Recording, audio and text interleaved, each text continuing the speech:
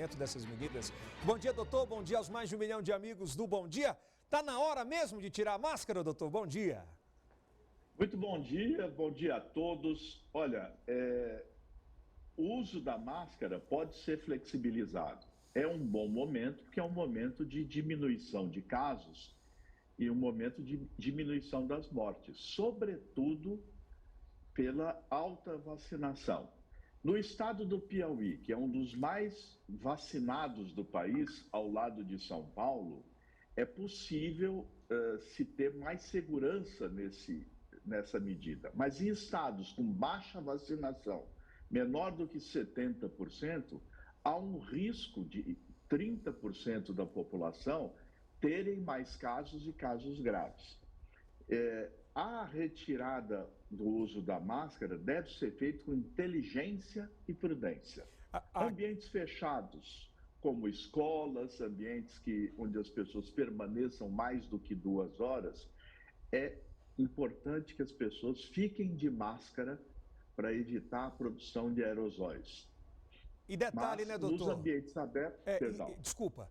E detalhe, né, por exemplo, a minha filha mesmo, ela tem 13 anos e ela fala, pai, mesmo que liberem, eu já me acostumei, na escola eu vou continuar de máscara. Então, esse hábito do cidadão, ele passa a ser cotidiano a partir de agora, né? É o medo de pegar, inclusive, outras síndromes gripais. Eu acho que isso vai permanecer por muito tempo. O senhor concorda com isso? Eu concordo e acho que a máscara deveria ser a última medida a ser suspensa. Isto deve permanecer como um hábito inclusive civilizatório. Não tem sentido liberar a máscara em ambientes fechados como escolas. É um equívoco. Então, as melhores universidades, na própria universidade que eu trabalho, a São Camilo, há recomendação forte do uso de máscara. Isso é o que a ciência nos diz. Então, não é algo que possa incomodar as pessoas, que limite qualquer situação.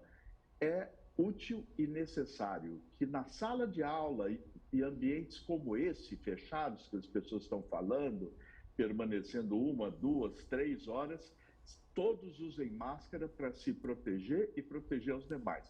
Em alta vacinação, eu tenho transmissão da Covid.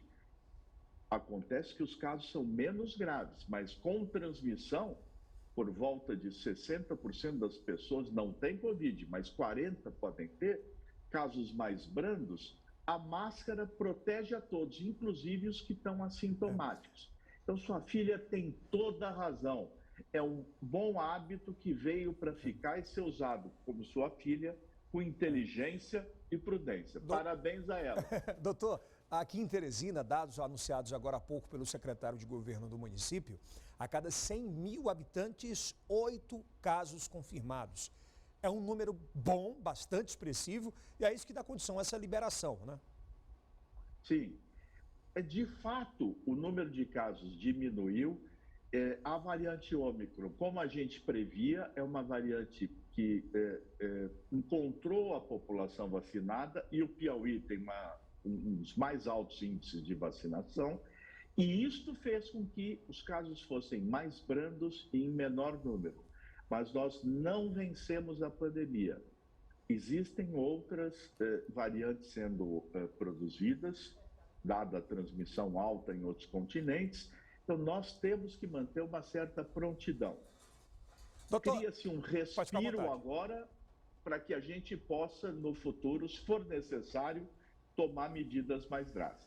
Só para fechar, para entender na minha leiguice, eu gosto muito de aprender, quem pode anunciar o fim da pandemia ou a mudança de pandemia para endemia? Quem é o governo federal? Quem é a Organização das Nações Unidas? É a Organização Mundial de Saúde? Quem é? Para entender e o telespectador entender isso também.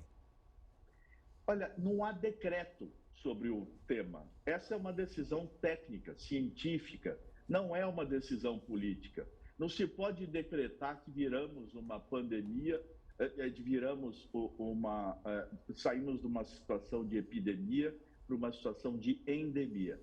Endemia é quando eu tenho baixa transmissão e permanente, como é o caso de malária em regiões próximas à fronteira da floresta.